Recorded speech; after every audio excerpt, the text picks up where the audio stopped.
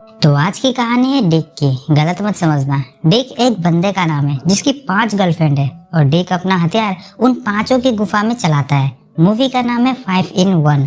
कहानी की शुरुआत में हम देखते हैं कि मिया अपने प्यार एलन से शादी कर रही थी, जहां मिया की दोस्त लेक्सी, लाना, मारिया और रेली चारों डबल मीनिंग बातें कर मिया और एलन को शादी की बधाइयां दे रही होती है। जिसके बाद हम जोनी डेकर नाम के आदमी का फ्यूनरल देखते हैं।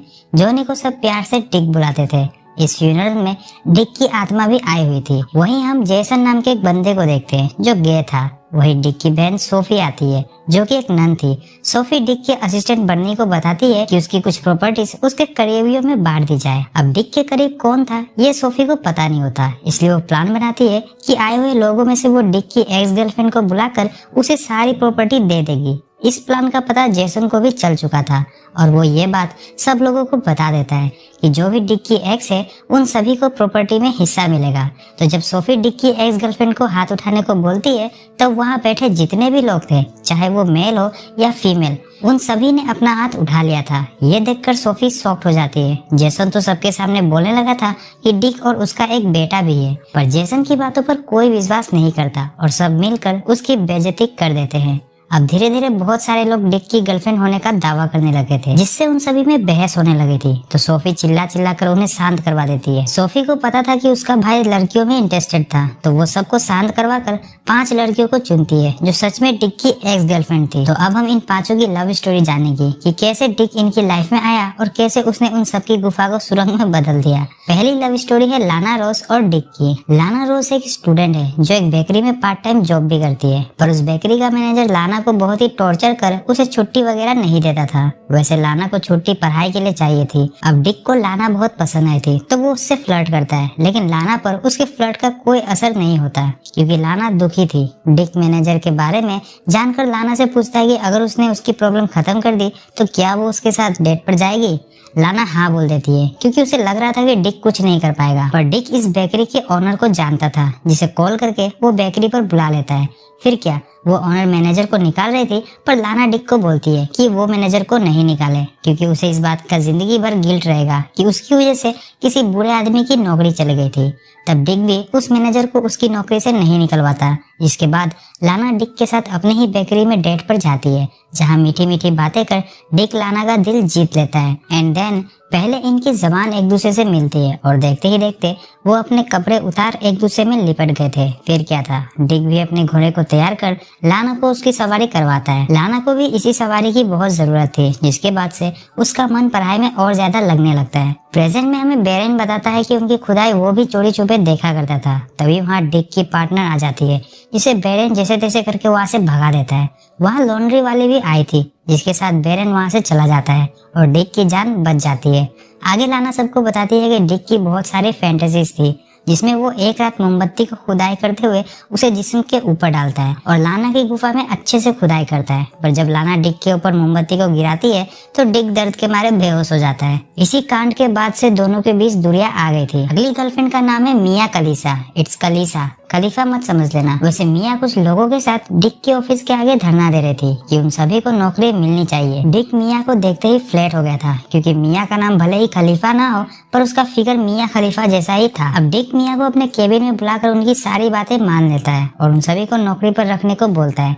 मिया और उसकी पूरी टीम को अब नौकरी मिल गई थी। बीच बीच में डिक मिया को कुछ गिफ्ट्स भी दिया करता था, जिसे देख ऑफिस के सभी लोग समझ गए थे कि डिक मिया को पसंद करता है। मिया भी समझ रही थी कि डिक उस पर चांस मार रहा है। इसी बीच मिया से मिलने उसकी माँ आ जाती है। मिया की मॉम उसे छोड़कर चली गई थी, जिस वजह से मिया उनसे बहुत ज्यादा दुखी थी। जब मिया घर के बाहर रो रही थी तब डिक उसे फोन करता है और मिया डिक के घर जाकर उसे किस करने लगती है, वो भी रोते हुए।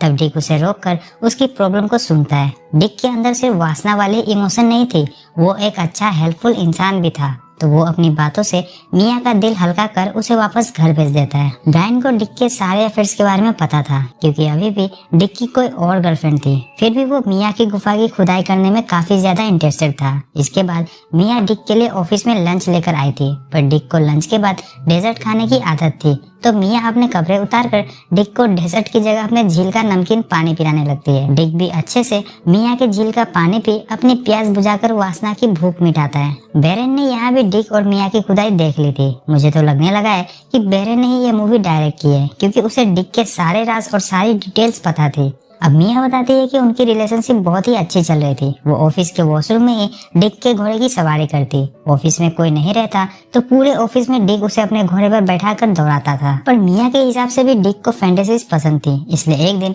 वो सिक्योरिटी गार्ड की स्टिक लाता है और उसे मिया को मारते हुए उसकी खुदाई करने लगता है। तभी वहाँ सिक्योरिटी गार्ड अपनी स्टिक ढूंढते हुए वहाँ आ गया था। मिया तो छुप गई थी, पर डिक को सिक्योरिटी गार्ड के सामने शर्मिंदा होना पड़ता है। इसी इंसिडेंट के बाद से ही डिक और मिया के बीच भी दूरियां आ गई थी। अब नंबर आता है थर्ड गर्लफ्रेंड का, जिसका नाम है मारिया ओसाका। मारिया एक बहुत ही बड़ी बिजनेस वुमेन है और जब शुरुआत में डिक कैफे में लाना की ले रहा था तब मारिया ही उसे मिलने आई थी। एक इवेंट के दौरान मारिया और डिक एक दूसरे से मिलते हैं, पर उनमें कुछ अच्छी बॉन्डिंग नहीं बनती, लेकिन डिक उसके कंपनी को कुछ डोनेशन दे मारिया के दिल में जगह बना लेता है। इसके बाद वो साथ में डिनर करते हैं और दोनों के बीच डेटिंग चालू हो गई थी। मारिया अपने डेट के नाम की परछाई से निकल अपना नाम बनाना चाहती थी, तो डिक उसे समझाता है कि वो ऑलरेडी कई लोगों के लिए फरिश्ता बन चुकी है। जिसके बाद वो अपनी कार में ही एक दूसरे के कपड़े उतार कर लिपट चुके थे।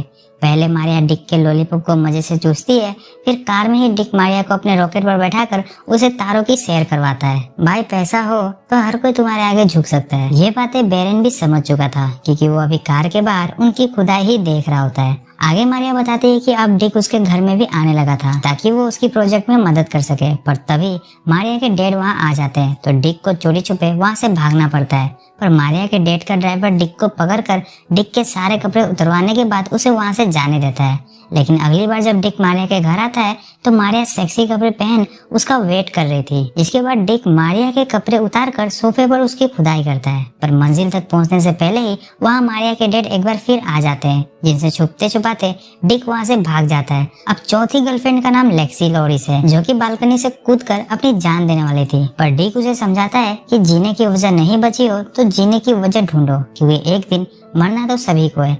डिक लेक्सी को लंच पर चलने को बोलता है, तो लेक्सी भी थोड़ा एटीट्यूड दिखाने के बाद लंच पर जाने के लिए तैयार हो जाती है। लंच पर डिक को पता चलता है कि लेक्सी को उसके पेरेंट्स और फैमिली ने घर से निकाल दिया है। प्रेजेंट में लेक्सी के पास कोई नहीं है और न ही रहने के लिए कोई घर है।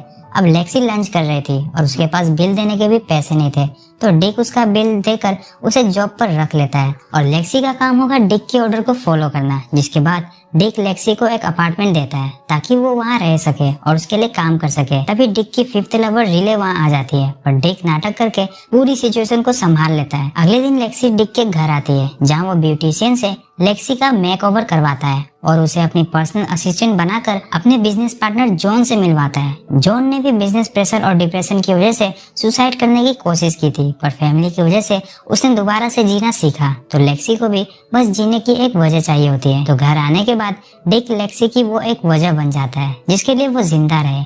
लेक्सी के मुताबिक उसकी गुफा में अभी तक किसी ने खुदाई नहीं की, तो डिक भी उसे झूठ बोल देता है कि उसके हथियार ने भी किसी के गुफा का पत्थर नहीं तोड़ा। जिसके बाद डिक सोचता है कि शुरुआत आहिस्ते करनी चाहिए, पर लेक्सी पागलों की तरह अपने कपड़े उतार कर डिक के घोड़े को तैयार करती है और बड़े मजे से उसकी सवारी करने लगती है। यह देख डिक भी अपना बीस्ट मोड ऑन कर लेक्सी की गुफा को सुरंग बनाने का काम शुरू कर देता है।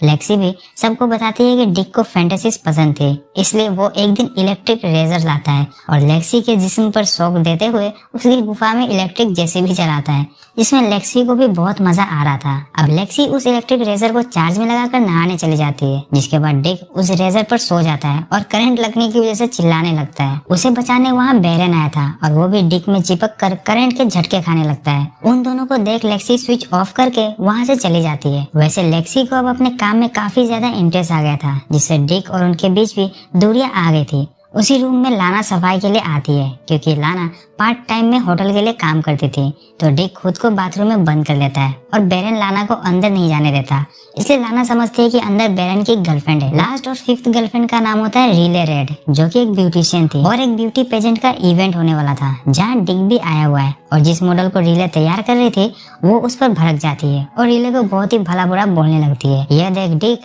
रिले का साइड लेकर उस मॉडल की बोलती बंद करवा देता है, जिससे रिले की नौकरी चली जाती है। रीले रो रही थी तो डिक उसे भी अपने कंपनी में नौकरी दे देता है, जिसके बाद वो अगली सुबह रीले से फ्लर्ट करके उसे अपने बारे में अच्छी अच्छी बातें बताने लगता है, जिसके बाद वो रीले को as a model beauty pageant में पार्टिसिपेट करने के लिए मना लेता है। अब रीले को ट्रेनिंग देने के लिए डिक ने 2 प्रोफेशनल बुलाए थे जो रीले के फेस के सारे पिंपल्स हटाकर उसे मॉडल की तरह चलना और बातें करना सिखाते हैं। और 20 दिनों बाद रीले उस ब्यूटी पेजेंट के कंपटीशन के लिए बिल्कुल तैयार हो गई थी। रात में इसी बात को वो पूल के पास बैठ वाइन पीते हुए सेलिब्रेट करते हैं और यही रीले डिक के घोड़े को अपनी झील का नमकीन पानी पिलाती है। अब दोनों साथ रहने लगे थे और डिक रीले को खुदाई करके वेट लूज करने की सलाह देता है। तो पहले डिक रीले के हाथों और पैरों को बांध उसकी गुफा में खुदाई करने का काम शुरू करता है, जिसके बाद रीले ने डिक को रस्सियों से बांध उसके घोड़े के ऊपर बैठकर सवारी करती है। डिक ऐसे ही बंधा हुआ सो गया था, तभी उसके ट्रेनर वहाँ आ गए थे और डिक के घोड़े को देख वो भी उसके मजे ले लेते हैं।